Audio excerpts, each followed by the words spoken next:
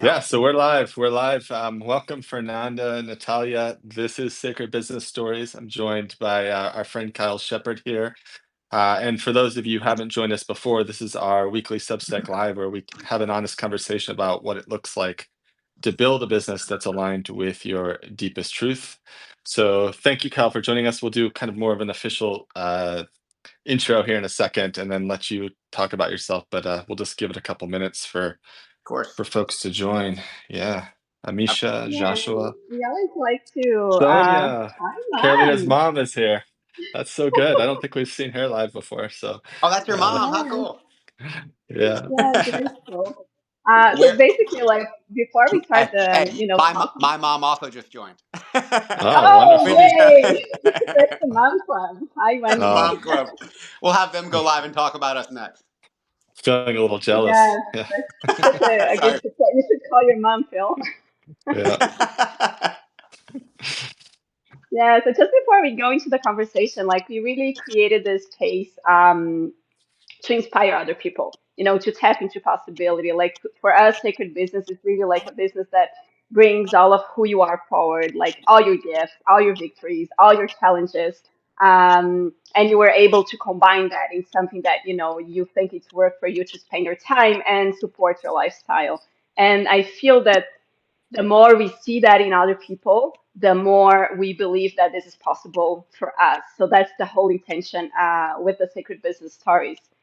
So it's really really to inspire people and feel you, Kyle, like how you are inspired by the things that you do. Hi, Raquel.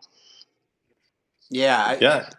and clearly your message resonates with a lot of people because again, your growth speaks to it. And I mean, we all like to think about kind of the why behind what we do. I say we like to think about it. We like people to encourage us to think about it because I think we can get caught up in the rat race and respectively what's on our plates and what we do in our life. But when you have people that promote the message, no matter what you're doing, you can find a way to let it speak to who you are. So regardless of your job, or we'll kind of talk about different aspects of a job versus maybe a profession or a calling. And those are three very different things that can just be kind of how you apply yourself to an endeavor. And people like you that really encourage knowing yourself, knowing your values, and then applying them to your actions wherever you're at in your respective chapter of your book in your life. That can really change your environment around you. So that is well articulated in your message. And again, that's why I've been looking forward to talking to you guys. And I think a part of the reason why you guys are so popular on Substack and in general, because it speaks to anyone of any background, no matter where they are. How do I make what I'm doing right now reflect who I am on the inside? Yeah, I love that you shared that because for me, every business is sacred. If you, as a business owner, or even if you're working for someone, consider that what you're doing is sacred, right? So it's not actually about what you're doing; it's more about like how you're approaching what you're doing. And then if you decide that one day you want to, change because what you're doing is not serving, the next step will also be sacred, and it could be more intentional. That's the difference. It could be somewhere that you're like, oh yeah, like maybe I feel disconnected, maybe I feel that there's something more. And then I want to create something that fulfills me more, that is more connected to where I am in my life right now. But yeah, like every business should be sacred, if we could see that way. And you said one of my favorite words, intentional. So I Yeah. write a lot about intentional stress, but really intention behind anything we do, bringing conscious application to our actions, making both the difficult and the pleasure intentional. Really makes whatever we do while we're awake more beneficial for us. Makes it conscious rather than subconsciously and passively going about life. And that can be applied to, again, our profession. It can be applied to our personal lives, to our relationships. But adding that intention can really change the what into a how and then a why. And those are all three Okay. imperative. You can't have why without the what. But man, when you go deeper into our souls, it becomes more why rather than what you do. Yes, Mhm. I love Yeah. that. So yeah, tell us a little bit about you. Like I know you sent us over your official bio, and I love that you put like father and husband first, but then, you seem like someone who's had a pretty wide range of experiences, Brazilian Jiu-Jitsu brown belt, functional fitness coach, definitely want to talk to you more about this Guinness World Record thing. I read one of the articles about it, and it was fascinating. And then the military resilience instructor, and then audiologist, which is very interesting because it's interesting because I kind of came from that world in some ways as well. So anyway, for those that are joining us, like, just share a little bit more about yeah, your journey, how you're here, like what you're doing now with Substack, and yeah, anything that you feel called to share. Thank you. Yeah, like you said, Yeah. I put a lot in my bio there, and I try to list it in order of my why, if you will, and father and husband first, and that applies to everything else I do. So all the fitness and the martial arts stuff, even the military stuff, and all the things that I'm passionate about personally, it all filters back to trying to make the world a better place for my children, me be a better person for them. So my why has changed over time after becoming a father, of course. But if we dial back to pre-father Kyle, which seems like a lifetime ago. I am 38 years old. I've been in the Navy for 12 years. And I came in as an audiologist. I came fresh out of my doctoral program. So an audiologist, by the way, for those that don't know, I'm interested to hear, Phil, by the way, how that overlap happens with audiology. We can talk about that. Mhm. I'm sure we're going long today, by the way, because there's a lot of things that we're interested in with one another, or we'll just have multiple conversations. Um, but an audiologist is a doctor of hearing and balance, so a clinical doctorate of hearing and balance. And I work with a lot with ENTs, which I know growing up, like, what's a doctor versus a physician? An ENT would be my physician counterpart who does all the surgeries and the medications, and I get to do the fun stuff of getting to know the patients and spend more time with them on both the front end and the back end for either early intervention and prevention, which is a lot of what I do in the military, or treatment and management post whatever causes issues related to hearing and balance. But the balance system, again, I could talk audiology all day. It's such an interesting overlap into what I do in the military. As a military audiologist, my primary mission is to prevent the number one injury in the military every year, which is noise induced damage.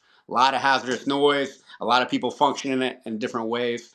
So, again, early intervention, if and when we can detect a problem, or even better yet, education for prevention. But we know people are going to be heavily exposed. So, how do we maintain or enhance function in those extreme environments?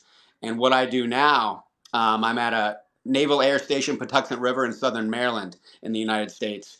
And I haven't seen a patient in over 4 years. So that's pretty common for audiologists in the uniform to see patients. But I work in research, development, test, and evaluation of hearing protection and communication systems to enhance warfighter or any DoD employee effectiveness. But I also manage an aeromedical multidisciplinary military team that specializes in human performance. So I work with and Mhm. oversee optometrist, physical therapist or physiologist, experimental psychologist, and other medical components to bridge the gap between research and military needs. So, really interesting stuff that influences my writing quite a bit because, as you know, I'm very passionate, my account being Resilient Mental State. I'm very passionate about stress management and resilience. And while I was formally trained in the military now a little over 10 years ago, in a program called Combat Operational Stress Control. It was a program created by the Navy Marine Corps back in 2007 in response to the long-term conflict overseas in Afghanistan and Iraq. High rates of burnout, high rates of issues, not only for military members, but civilians and contractors supporting the Department of Defense, as well as family members. And of course, burnout is prevalent across all populations, all professions, healthcare, huge high rates of burnout in audiology and every other providing Mhm. profession out there, but also just in the private sector, in life. I talk about, I deal with the number one injury in the military in noise-induced damage, but that's just documented damage. When I give safety stand-downs, I say, who's impacted by stress? Everybody, every day. Stress impacts all. And so it influences what I do as an audiologist. But as a kid, even, I've been pretty curious about stress and resilience, not knowing the term resilience as a child, but being curious about why some people seem to function so well and respond to adversity, but the same event can make other people crumble, fall apart, or at least be really compromised from a performance perspective. So that had me curious. I thought I wanted to be a psychiatrist until I started taking some of those classes and observed a few psychiatrists in practice. I'm like, oh, nope, I don't want to do that. Learning on the job and then falling into the career is what led me to audiology, and then I did have a double major in psychology and speech and hearing science in undergrad, and then went the doctor route for audiology. But psychology and stress has always been something I've been interested in. And now, if anything, I do that as much these days in the military, teaching resilience, teaching stress management as I do audiology. Particularly these days, I'm doing a lot of speaking events and stand downs related to that. A lot of writing, obviously, on Substack. So it converging a lot of my passions into what I do, which I'm sure we'll talk about more, has helped me quite a bit with my calling, if you will, and letting my profession, which is audiology, expand based on parts of my calling, which is trying to help others in any way I can. And not only that, but help myself at the same time. Mm. Yeah. So tell us. Outside of your role with as the audiology in the military, are when you mentioned these functional fitness coach, military resilience, like how do these intersect? Are these kind of like side passions? Like, and also like for those of you, I know you only through Substack and coming here. Like, I would love to know how you see kind of your writing and how that's kind of, as you said, converging with these passions and what you're really truly looking to bring forward kind of from this very, diverse set of experiences that you've been able to have. I've always loved fitness. So did a lot of sports growing up. Decent athlete. Didn't do anything in college other than like intramural sports and try to stay as fit as I could. I went to Guam. So my first duty station was Camp Lejeune in North Carolina, Marine Corps base. Loved that. Was in pretty good shape at the time. I don't know if you saw a picture I shared a while ago, but during that time, I looked a little bit different. I was in shape, but my face was probably twice the size. It looked like a basketball. Didn't have the best diet. Probably wasn't as disciplined. Or I know I wasn't as disciplined as I am these days. But it's funny, just like the intention behind what you do and why. How well are you prioritizing sleep? How well are you prioritizing food? And then, of course, fitness on top of that, too. But at 38 years old, I look much different, and I would dominate my 20-year-old self at any age in almost every way, other than a few bad habits like drinking. My 28-year-old self could outdrink me for sure, and I'm not mad at that these days. So I've always enjoyed athletics, but you could say I probably exercised rather than trained. And I do like thinking about that concept because, yeah, I would go out and I would do what I've been taught to do before. I would move around and do a few machines and think I got it in for the day without really tracking progress, setting an intention, and trying to build upon that. There's two exercise physiology principles that I really like and I apply to resilience all the time, or really any life domain. First is the SAID principle, or specific adaptations to impose demands. Basically, if I want to get better at something, I should be doing that exact thing. So we're prone to plasticity, but if I want to get better at speaking in public, I'm not going to read a book about speaking in public. Don't get me wrong, that can help build strategies. But if I want to get better at speaking in public, I need to do that exact thing at a manageable level initially. I don't want to go talk to 1,000 people if I've never talked to a few people and tested myself from a stress management standpoint in that realm. But the more comfortable you get with something, now we can use the second exercise physiology principle, progressive overload. So starting somewhere manageable and then recovering from that. And then as you get a little bit more comfortable in what initially made you uncomfortable, expand, push the envelope from there and progressively make it a little bit more challenging. So then these days I'm doing things that I would never have thought I would have done 10 years ago. Public speaking, writing, particularly writing in public. You had to force me to do that in school. I did not. I did not like writing. Holy cow! I almost fainted in junior high giving a presentation that I wasn't prepared for. Uh, Public speaking was. I was more scared of that than death for a long. I mean, there's cool stats Mhm. around that. I think. I mean, push comes to shove. I think most of us are more scared of dying than we are public speaking. But because death is not in our front door every day, a lot of people thought more about that. And man, the amount of stress I would have when I had to talk in public, I would just gut through it and then not think about it. Yeah, I'm. It's very funny to reflect on those experiences. But again, coming back to Guam, when I went to my second duty station and became a father, a lot of that time period is when I really started to change as a man. Of course, I became a father and became a much better husband. Um, so when we first got to Guam, my wife and I, we were newlyweds in that we had just had our wedding ceremony. We had been civilly married for a year, but did our wedding ceremony right before we moved to the other side of the world. And we got there. Within a month, we found out we were pregnant. Not planned, but we were really excited. We knew we were going to have children, and it was a blessing. And so we were really excited. But we unfortunately lost that child, and that was a really hard loss for us.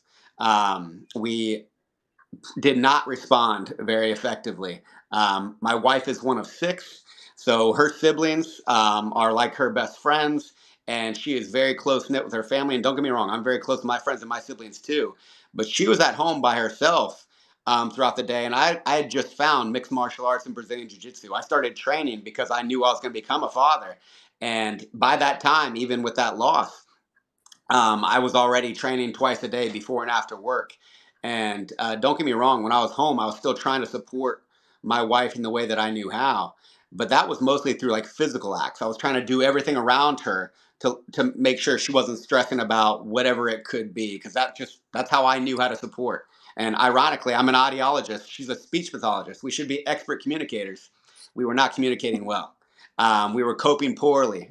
So when we were spending time together, alcohol was involved, and a lot of emotional reactivity and assumptions being made because we weren't connecting. And they talk about like the most common miracle in the world is birth of a child, and it's true. I mean, children are being born every day, but what you don't hear as often is the most common tragedy is the loss of a child. Miscarriages are also quite prevalent, um, and yeah, that almost broke us. So we got to a point where we did consider a separation. She was honestly thinking about going back stateside to be with her family for a bit, just because we were not coping very well. And thankfully, after a very difficult night, we decided, like, no, let's give this a hard try. Let's take dedicated time. I talk about the benefits of fasting in a lot of ways, but primarily from fasting from technology.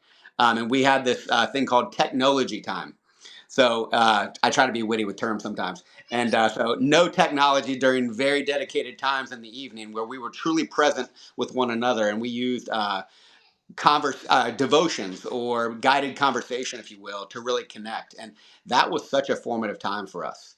And I recently wrote a piece on Substack about setbacks being opportunities. And I've written about what I'm talking about right now. It's in my bio, and I did another piece on it recently. But it's hard to see in the moment, particularly when it is a novel experience like that was for us at that time. But that loss had so much meaning in our life. And within a month after we got through that trial, and became better because of it, my baby girl was on the way, Evelyn. So um, while I like, I reflect on that. It's not like gratitude. I for sure have gratitude. Like, I'm not thankful, I guess, that we lost that child, but at the same time, I guess you can kind of say I am, because without that loss, I don't know if Mary Kate and I would have developed some of the strategies that have helped us with even larger forms of loss and adversity since then. And because that was not the only loss that we've experienced, and it's been further along in pregnancies, and they've been very challenging. And I love the quote, the worst thing that's ever happened to somebody is the worst thing that's ever happened to them. And at that time, that was one of the worst things that's ever happened to us. But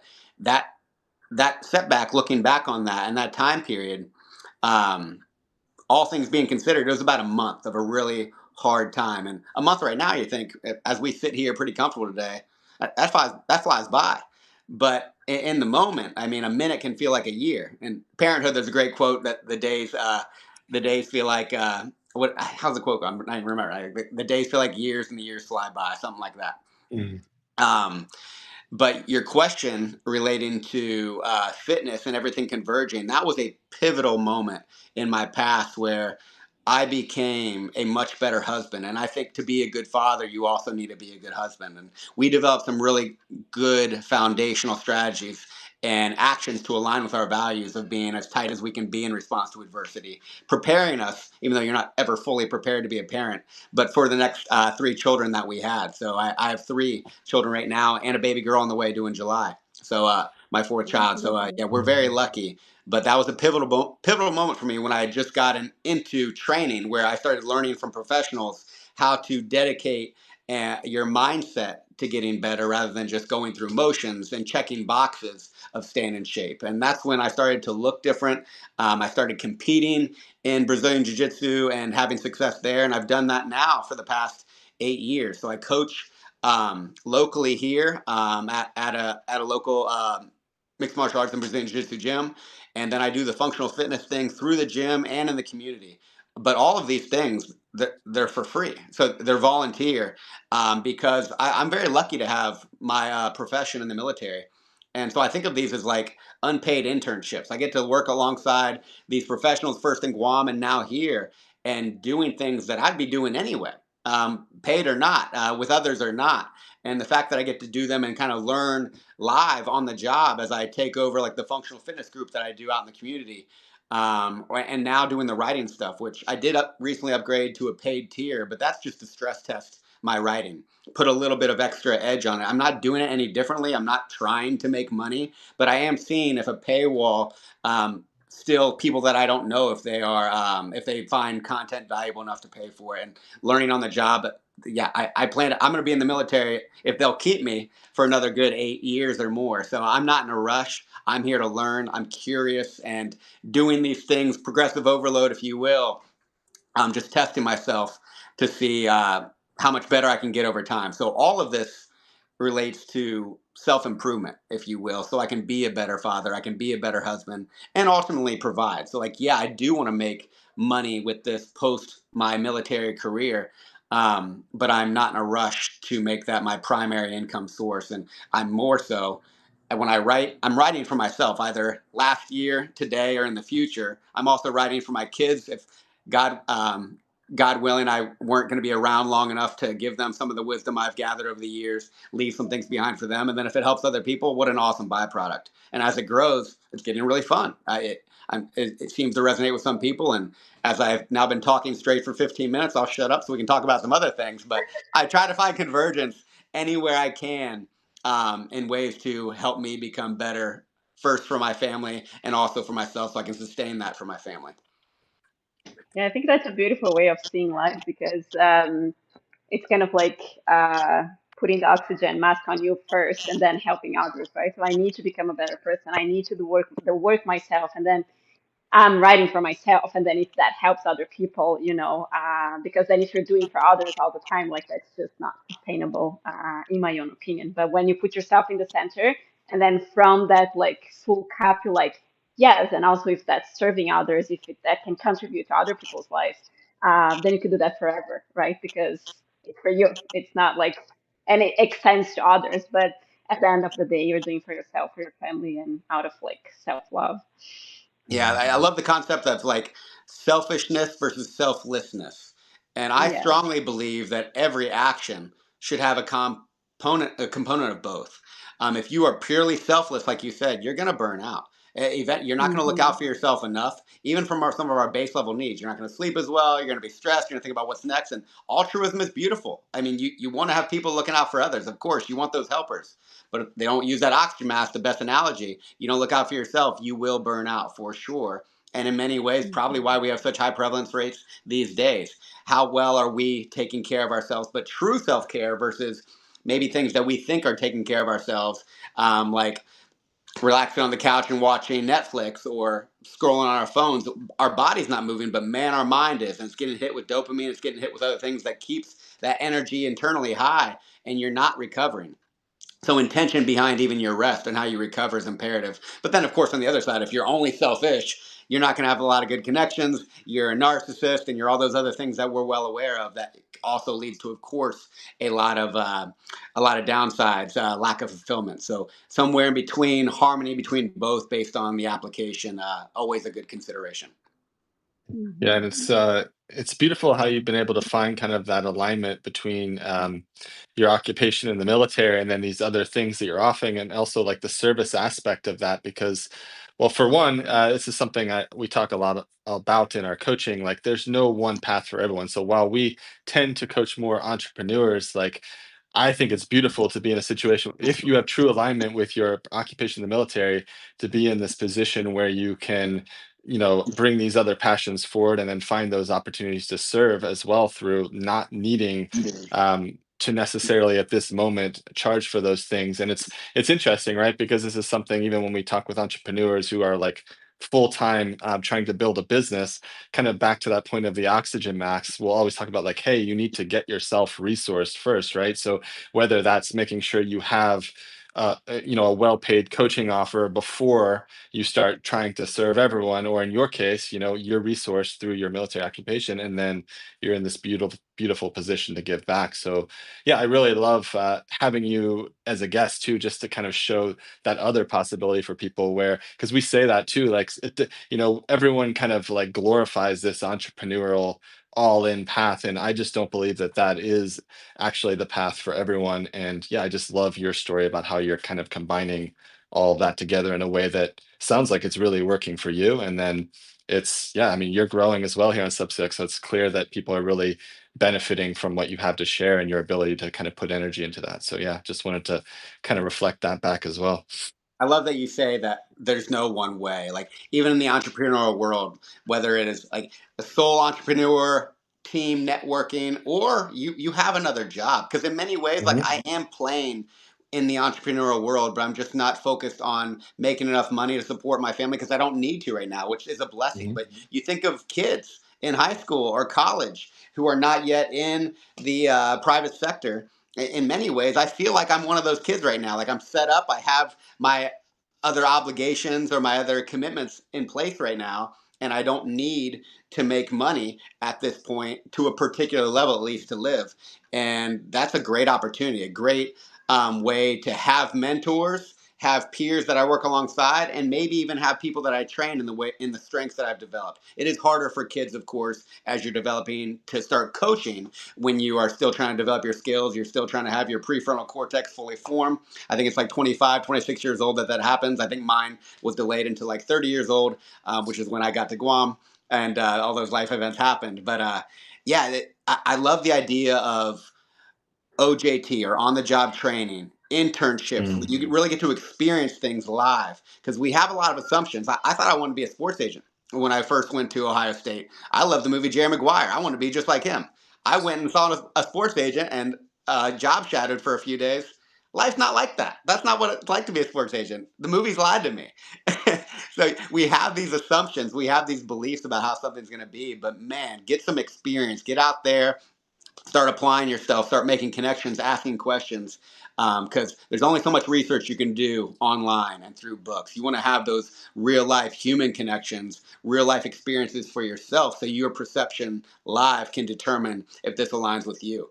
But then again, if you have a job which may not be the career or calling for you down the line, you can still apply your character and your virtue to that job. So if you want to help others, and you at this point in your life you're a janitor, you could be an amazing janitor and make beautiful connections with people at that profession. By the way, your part on that team is just as important as anyone else in that organization.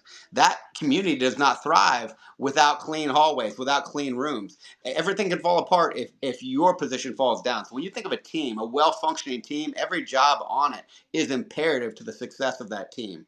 So you can take one position and then call it a job. And a job, you know what to do. And if there's no heart behind it, you do that what, you get paid, we're done. But you can also take that and start thinking about how you do it. So if you're a janitor that understands the how, you can teach others how to do it. And you can become a manager of other janitors when they come in, because people will come to you on the correct way to do it and you can teach them how effectively. But if you know why it's important and you can explain that, now you start talking about applying your calling to that position. And when you can speak from the heart behind that why, I mean, talk about a leader no matter where you are. And that is the way that you can evolve, and you can create a reputation with others, not based on your status, not based on your income. Character has nothing to do with those things for the people, for the Hmm. real ones, for the people that know. And your trajectory can change quite a bit when you, of course, understand the what, can explain the how, but apply the why. And that is not a job, that is not a status, that is who you are as a person. So anything can be an opportunity at any point in your life.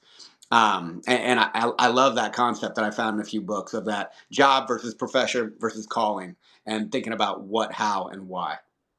mm, mhm. Yeah. Yeah, it's I, so l- powerful. Like I agree 100% with everything you just shared, and it's interesting that like if you think about that, it's not the position, it's not exactly what you're doing, but who you are being in every moment, right? Like, and if you're doing that, like because building connections feels good to you, like it doesn't matter what you're doing, you're gonna have a beautiful life. because it's every present moment that you choose who you are being. And I'm like, I'm trying to be the best version of myself while I'm here talking to you guys, the best version of myself if I'm down there talking to other people. And it doesn't matter like the work, it doesn't matter your title. It's you choosing to be the best version of you in every single interaction. Absolutely. And Mhm. obviously, networking and connections with others is such a valuable skill. And of course, there's introverts versus extroverts. I'm generally more extroverted. I've always enjoyed connecting and talking to others. As you can tell, I can talk for a while. My wife is more introvert. But regardless of where you lean on the outgoing scale, we all value and benefit from connections. Introverts just value deeper connections, not as much quantity, more quality. And don't get me wrong, I love quality, but I can find it almost in anybody. It's not gonna. I don't have the deepest relationships with everybody, but I can talk to a pretty boring person for a while if the situation dictates, and find a reason to connect with them and give them a good charitable interpretation and find an opportunity selflessly because I enjoy other people and I like helping them, but also selfishly, you never know where the opportunities might be. So, like from a selfish perspective, your biggest advocate might be originally your enemy or might be the biggest pain in the butt at your job. But when you can turn those people, holy cow, and when you can create connections and you don't know 5 years from now they're in a different position that could benefit you, every interaction is an opportunity not only to make someone else's day better, but to potentially make you and your future better. You never know. So why not try to make every engagement beneficial, not only for them, but for you? But yeah, that ability to connect with others and network, I would imagine, is imperative in the entrepreneurial space. And I love Substack so much for that reason because, man, I get to meet people like you, connect with you, and whether it be through community chats, through comments on posts, through notes and commenting on them, there's so many cool features that encourage digital connection, which of course is not similar to what we're doing right now, which also, if we were together in person, would be even better yet. But we're on the other side of the world with one another right now, and yet we're still able to connect deeper than we have so far in our respective digital relationship on Substack. But definitely getting to know you guys and reading your writing, collaborating, promoting each other's work. That's benefited us personally, but and obviously we benefit each other when we do the same things through reciprocation. And yeah, I love the idea of connecting with others, especially in this AI developing world, that human connection and the skills behind it, finding quality in our connections. Even if you are the most introverted person in the world, finding people that align with your values can really help grow whatever it is that you're trying to do. But another big concept that is imperative to think about is what are your values? And do a lot of people reflect on that, not only of yourself individually when you talk about your calling, but also of whatever business you're building? What are the values there? And really creating that mission statement for yourself and for your business, and then trying to make sure the actions are aligning with those stated values, the stated intent of whatever you're doing is easier said than done, but maybe one of the most important intentional stress challenges, using some of my terminology, that you can do for yourself and for your business. Mhm. Yeah, I would love to come back to this just because I feel like this is so close to your work, this intentional stress. And also, it's so interesting. I love to. So I'm gonna ask you about, one of the things we talk a lot about with our audience is like the fact that like if you're gonna put yourself out there, like as much as even just like getting on a live like this, like it's gonna be super normal to feel fear or feel resistance depending where you are. It's really interesting because I strength train. And this idea of progressive overload, like until you just said that a minute ago, I never really connected the dots that concept. Like I have a different way of relating with it, but I never actually connected the dots between that concept and like every other aspect of life outside of the gym. So I thought that was really, really cool the way you said that. And like, one of the things that you were talking about, like public speaking, which is also still something I struggle with, but like one of the ways I've related with this, and I've talked about this on other lives, is like if something comes up for me as like resistance or fear, and I feel it, I usually feel it here in my chest, and I've started to be able to reassign this as kind of like a a tickle rather than a pain or a bad feeling. But then it becomes this thing. It's like as soon as I feel that, I'm like, this is the thing I must do now. And it almost becomes like the guide, right, or the compass for the next thing. And so, yeah, I would just love anything that you could offer to people listening, whether live or on the replay, just like practical tools for people that are experiencing fear and resistance. I would love to hear more on that, and also just like because I think it's useful for people to hear like from direct experience, like where are those things showing up for you now in this moment in life, and how are you leveraging those tools for yourself?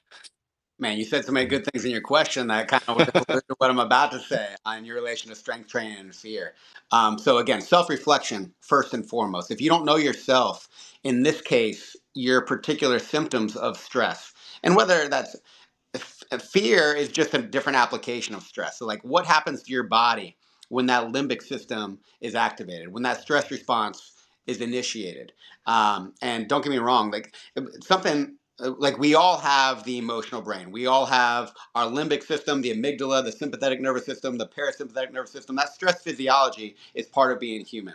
And that emotional core brain that we evolved from, where our brains are now 3 times the size with our rational brains and our prefrontal cortex, that will override everything. So, an empowering piece of evidence that we now know is no matter the cause of the stress response, the brain doesn't differentiate it. It does the exact same thing every time. The stress response is identical. Once it's initiated, it releases the same neurotransmitters, it goes through the same process. And by the way, something I didn't know for a while until more recently. There's a woman by the name of Dr. Jill Bolt Taylor, a neuroscientist, and she came up with the 90-second rule. So the stress response, once it's initiated, if nothing prolongs it, which basically the only thing that can prolong it is rumination or continued thoughts, is 90 seconds long. So if right now someone came up behind you, Phil, and scared the bejesus out of you, and you jumped, but it was really just a friend, and you knew you were safe, and you had no thoughts about like, why the heck would they do that to me on this live, and you didn't keep thinking about it. It was a scare and then done. That stress response would take about 90 seconds. Now, of course, most of us stress about stressors being the event, either externally or internally, stress being our perception of it. Most of us experience stress a little bit longer than 90 seconds. But to know that it's basically because of our interpretation of the stressor that prolongs it. What an empowering perspective to give us back control, which we don't have a lot of control in this life. I like to say we have two controllables: the interpretation of our thoughts, and I intentionally say that because I don't control a lot of thoughts that come into my head. There's some wild stuff that come into my head that I'm not very proud of. And there's some stuff that comes in my head that I'm really proud of, but I don't really get any credit. I don't think it just comes there. I don't know why, but love it. I'll try to act on that. But how we interpret those thoughts, how we act on those thoughts is our first controllable. But really, it's the subsequent action, whether that's internal intention or, of course, my words, my behaviors, my actions. Those are the two controllables in life. Everything else, kind of outside of our control. But man, those two things can change your life quite a bit. But as I get away from this tangent that I'm going on, stress physiology is the same no matter what. So whether it is caused externally or intentionally, that is prone to plasticity like everything else. We're a culmination of our skills. So if we know that we can initiate the stress response intentionally and it does the exact same thing as when it's caused by outside events, what a powerful concept for intentional stress. But then we need to know what are our unique symptoms of stress. So you mentioned chest tightening, or how you call it tickle now to give it a nice reframe and more positive connotation. But absolutely, our chest tightens, our breathing changes, our peripheral vision is activated. Blood rushes out of our gut to other parts of our body because of our evolution, because our body is in that fight, flight, or freeze response mode. The only thing that's different is severity and, of course, duration, usually based on our own interpretation, but that the system is the same. So when you are aware of your symptoms, that can encourage awareness that you're experiencing the stress response. So now the whole goal is, how can I go from an emotional state to a rational state? And that's a big thing I like to talk about when I give some of these stand-downs in the military, or what I try to allude to in my writing, is recognizing the fact that you're emotional. How can I help recover and get back to rational so I can be sure my thoughts, my words, and my actions all align with what I truly want to do? Because most of the things that I've done in my life that I'm not proud of have been because of emotional states, have been because of some of those primal instincts where we act without thinking. And there are times where that is imperative, when our life is threatened, when safety is on the line.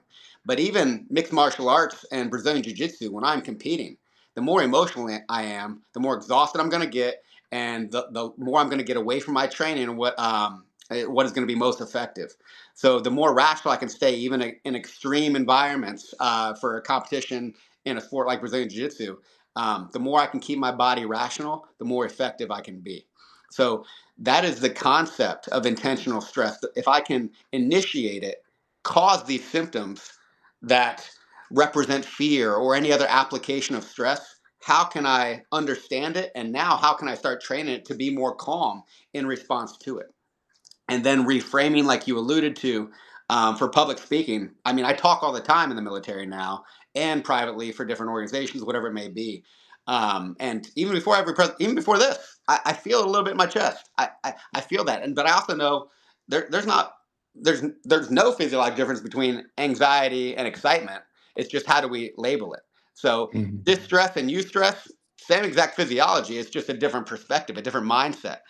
So whether it's positive or negative, that's really a choice. And don't get me wrong, there's some negative things that happen. I wouldn't wish loss on anybody. You do need to grieve. You do need to experience emotion. Emotions are great. But again, the intention behind it, the understanding of it, the labeling of it, and what it's for can really encourage effective response to whatever it may be. For Mhm. fear, I mean, again, with reflection, what maybe causes you fear might not cause someone else fear at all. So we are all unique. So you got to understand, first and foremost, reflect on what are your fears? What are your strengths and weaknesses? What are your areas of improvement that you want to focus on? Because there's some things that's okay to be afraid of, and it's okay to like maintain safety, but without fear you can't be brave, you can't be courageous. So courage is not the absence of fear, it's the understanding of the fear response and acting anyway because you know it's important, aligns with whatever it is that you're trying to accomplish. So the reframing once again, so you can still function despite the symptom of your stress response.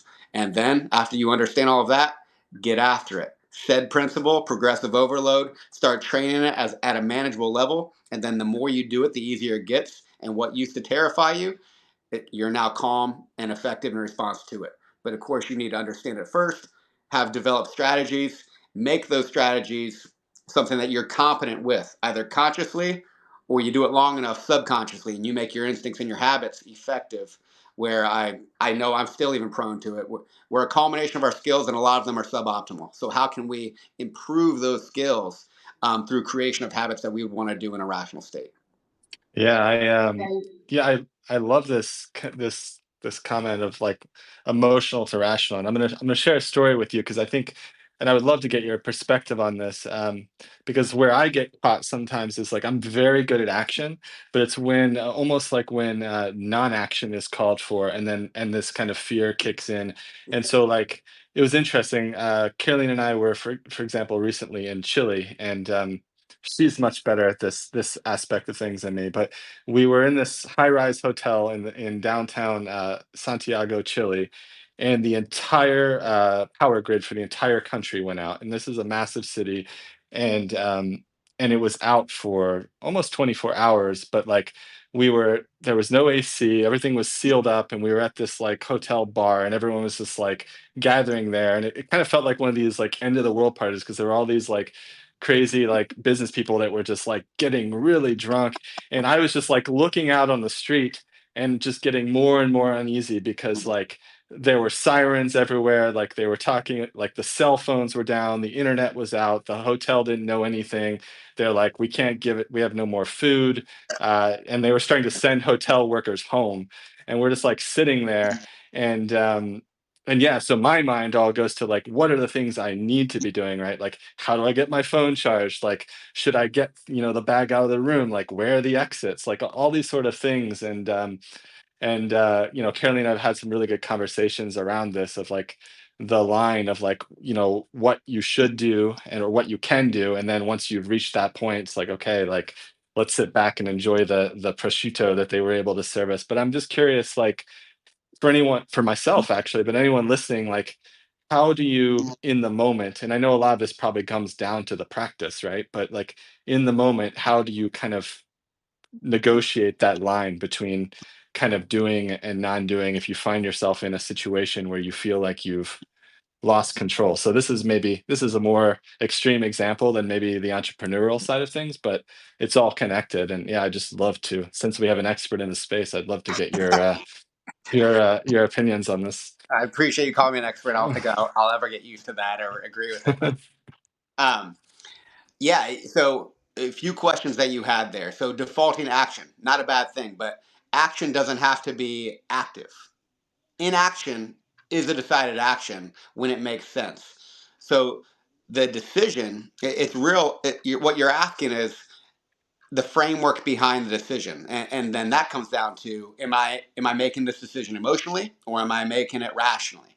What makes Mhm. the most sense? Am I using cognitive flexibility, another skill that I like to talk about quite a bit? Am I considering different perspectives and then the ramifications of them? Do I have the time to do that? Of course. Again, all this assumes that we are safe and not urgent to get out of an issue. One moment, I'll be there in a second. Fatherhood. Um, It's not an emergency. No one's screaming. I'm sure it has a question for me. But so emotional versus rationing. Rationing. Are we considering different applications? And this is why it's so great to have other perspectives and other people around us.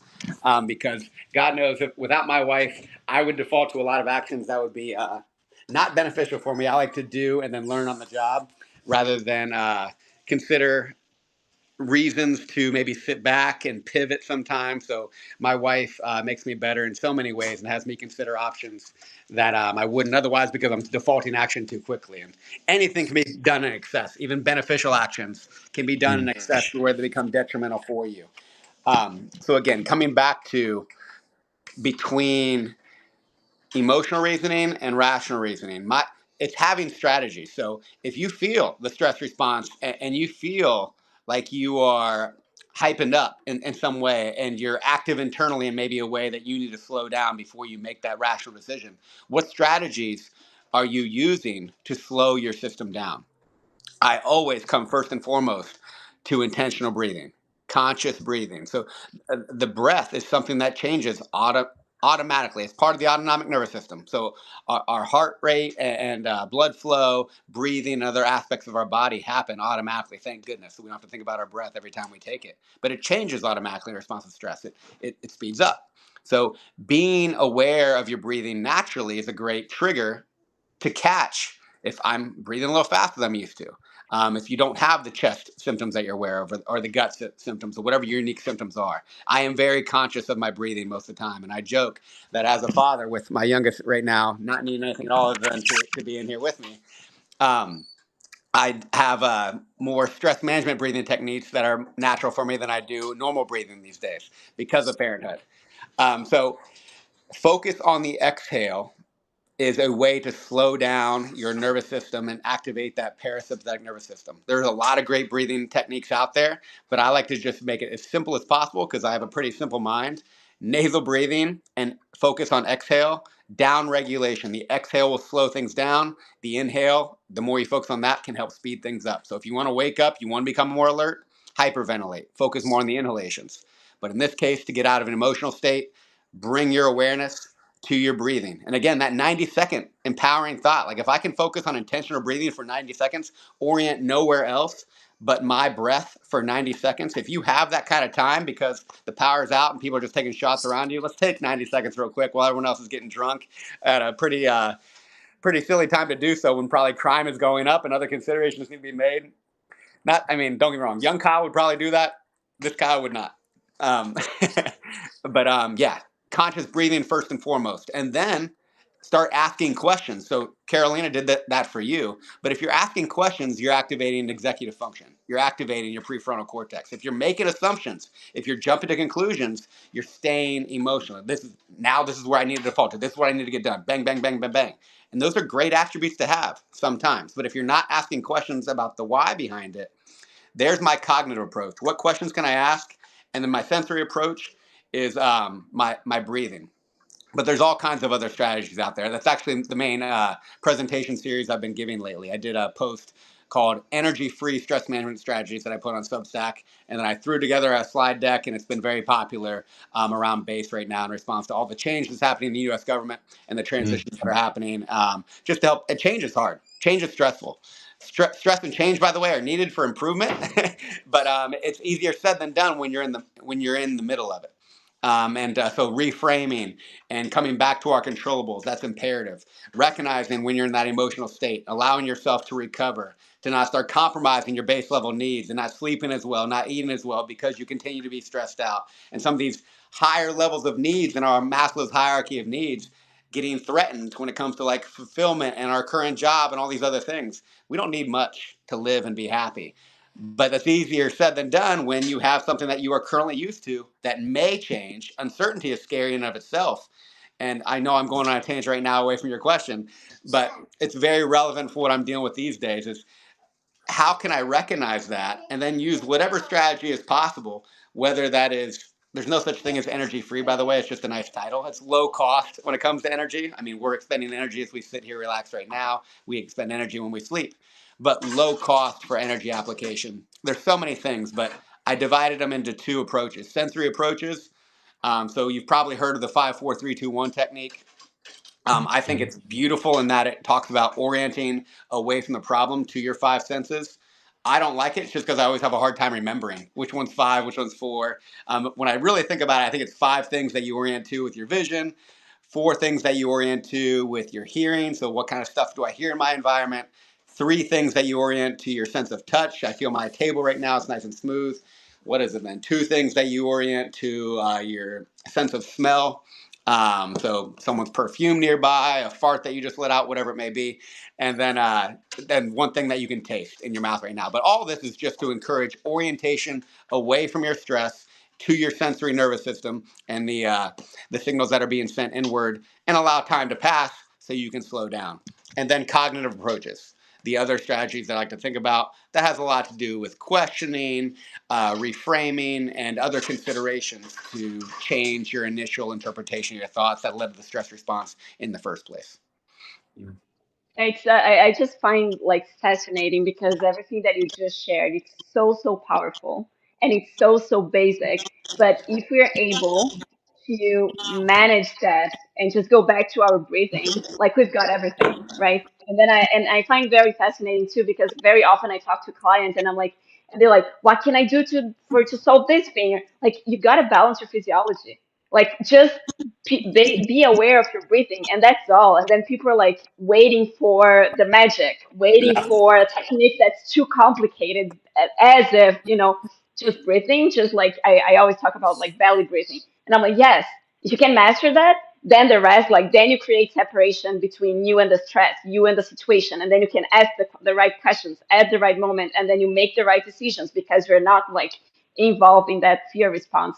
And yet I find that it's something that is so like underestimated. People are like looking for something complicated because it couldn't, the brain works like that. Like if it's just as simple, maybe it's not as effective. But at the end of the day, like go back to the basics. And if you can do that, if you train that on your daily life, then when you go to a very stressful situation, then you can do that as well. But if you don't train that on your daily life, when it comes to stressful situation, then you're just like, what do I do now? And it's fascinating. Like I would love to just get all your explanation and just post everywhere and just like You just said because it so beautifully though that if you don't train it in your daily life, the worst time to practice is when you're emotionally reacting yeah. to uncontrollables. And I can assure you every day is going to involve uncontrollable stressors. That's inevitable.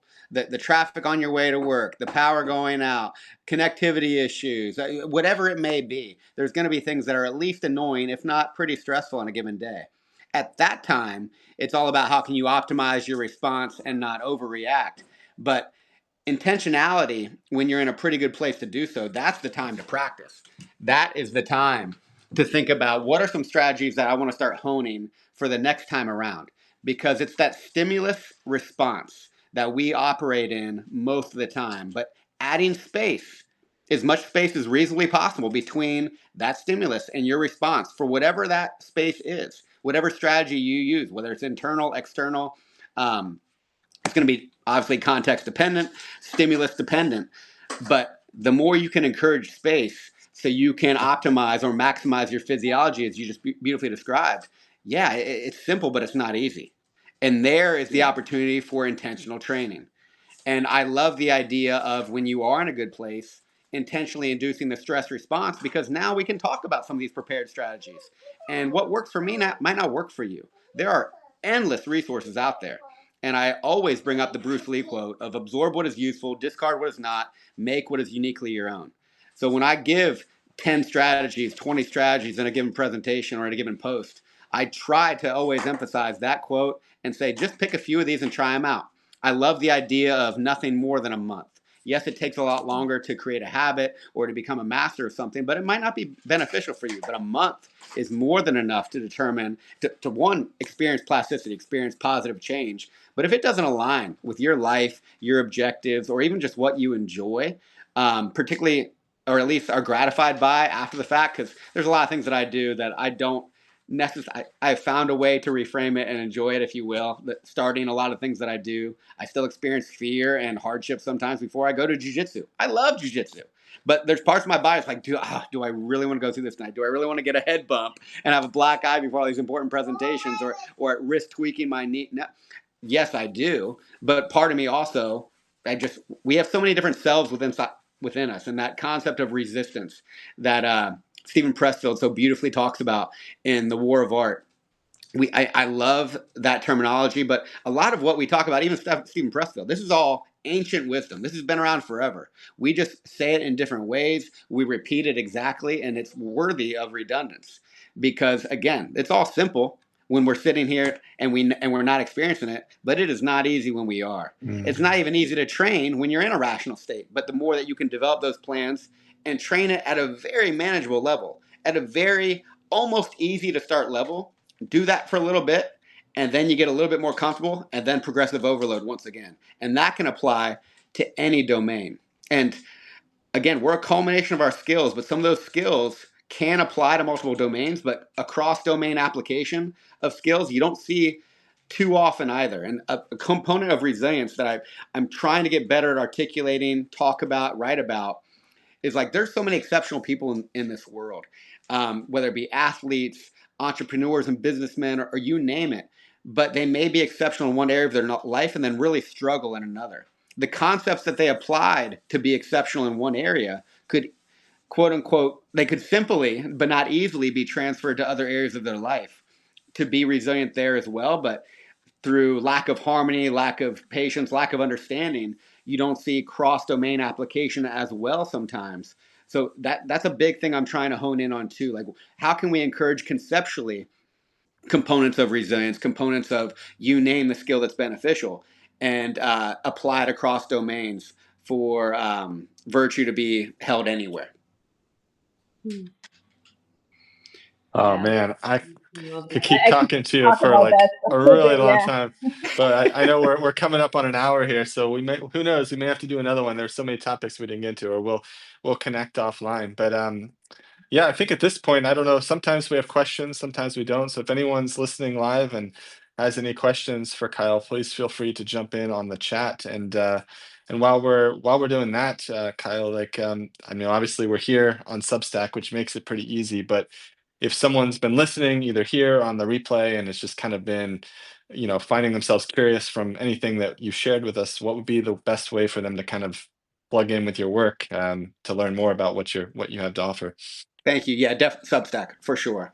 And then direct message me on there. As you can tell, I'm pretty passionate about this stuff. I like not preparing for these conversations so I can speak from my heart about them, and then train that skill, if you will, of articulating what I feel inside, outside better. And the more you do anything, the better you get at it. Resilience is a skill that can be trained. I like to say that about anything. But I apply it to resilience as much as possible. But for sure, Resilient Mental State is my account on Substack. And yeah, sign up for free. And I mean, most of my stuff comes through free anyway. And I try to make even my paid tier stuff where you can see a lot of it. And then direct message me on there and let me know questions you have. I use my community chat every day. I post a reflective question. So like this morning is how do you be authentic? So just things that exercise and intentionally stress the mind, if you will. And I like to start off my day with reflecting on a quote. So you'll see every morning on Substack a quote from somebody in the past, and then I write kind of my interpretation of it. So there's my mind exercise for the morning, and then all these questions that I ask in my community chat are my opportunity for others to do the same if they're not doing it themselves or finding it elsewhere on great accounts like yours. Beautiful. Yeah. And just because you mentioned it earlier, and you mentioned that actually as you're using your paid membership, I think you said kind of as a tool to sharpen or hone your own writing. Yeah, tell us about that. Like what's going on with that project? Yeah, so I have a long term plan, if you will, when it comes to post military and what I may or may not do. I love being an audiologist, and I could very well keep doing that. But as you can tell, I'm pretty passionate about stress management and resilience too. And there's a lot of things within audiology that I could talk for forever about too, whether it be the balance system or tinnitus and ringing in the ears, where I apply a lot of these concepts to helping people in that realm when they have permanent consequences that affect either one of those systems, where it really does become mindset and what we call habituation to make the new normal more effective, that I help those people out with. But what I do post military, I still have some time to figure that out. So the paid tier on Substack, I'm using for some of the types of posts that I make. One is called intentional stress challenges. So think of a different skill in the fitness realm, or in the mental realm, cognitive realm, in the spiritual realm, or in the social realm. I come up with different challenges, and I do that concept of progressive overload. So I have basic, advanced, and elite challenges for each skill for readers to consider, So starting out cool. at a manageable level and then making them more difficult. So that's one of the paid tiers. I also do a workout of the week. I don't do it every week. It just depends on how crazy my week is. But through my functional fitness group, and it is functional fitness. Like, it's mostly body weight, or it'll be low weight stuff. But I will do a specific adaptation for the week. So whether that's stamina, endurance, anaerobic, you name it, the different skill adaptations you can have in the fitness realm, I'll write up that workout, and I'll write up kind of the goals behind it and the skill it relates to. And those are some of my paid tier options as well. I'm developing some master classes on things like balance, things like tinnitus, situational awareness, human performance, and then again, trying to add in controllable factors of all of those things so people can train and evolve those skills if it applies to their life. So that's some of the things that I'm doing with the paid tier. And again, more so just stress testing my writing to see if it's valuable. Cool. Beautiful, man. Well, really appreciate you joining us. It's been a fascinating conversation. And as we were saying before we started, just we hadn't had the chance to, we've been following each other and kind of playing and collaborating on Substack probably really since we got on back in October, but we've never really had a chance to talk. So it was really fun to hear your perspective and learn more about what you're up to. So yeah, thank you. Very grateful. And yeah, we'll be sharing this recording with our, with our audience after this. We put kind of a recap together, so I'll share that with you. Feel free to share that with your people if you think it I'm could sorry. serve. And yeah, otherwise, man, I really really appreciate you. So thank you Yeah, so it was much. really nice connection. Thank you Right back so at much. you guys. We didn't even ask about your overlap with audiology, but I feel like we have 100 other things that we can talk about. Yeah, So I look forward to the next one. We will have to plan another one in the future. yeah, I appreciate yeah, you guys and everything you do. Thank you very much for having me. yeah. We'll get there. Thank Thank you. you. All right. Bye. Take care, Kyle. Have a You great too. one. Bye. Bye, guys.